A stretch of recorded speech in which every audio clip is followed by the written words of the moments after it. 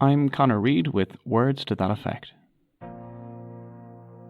In 1932, a Cambridge academic named Q.D. Leavis published a book about popular culture. This may not seem all that unusual until you consider that this is the 1930s and pop culture was not something that people thought was worthy of study. Shakespeare, Jane Austen, modernist poetry, yeah, absolutely. Disposable, lowbrow novels read by the masses, not so much. In spite of this, Q.D. Leavis published her study called Fiction and the Reading Public.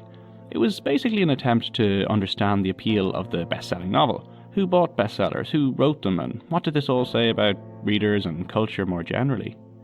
What made the book even more unusual was its author. Queenie Dorothy Leavis was a 26-year-old woman, just finished her doctorate, who published what would become a major literary and social study at a time when the field was overwhelmingly male-dominated. The book has stayed in print since it was first published, and it's really essential reading for anyone interested in the history of pop culture and literature.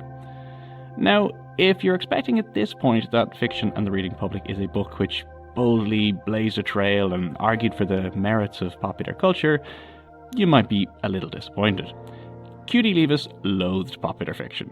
For her, best-selling novels were destroying culture, and society was being assaulted on all sides by the crass and facile media of radio, cinema, newspapers, magazines, and she did not hold back in her criticism.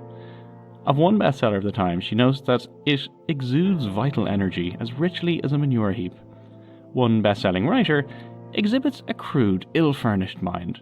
Notice the pitiful attempts at analysis with the set of terms gleaned from such superficial sources as the newspaper, and she really hated newspapers.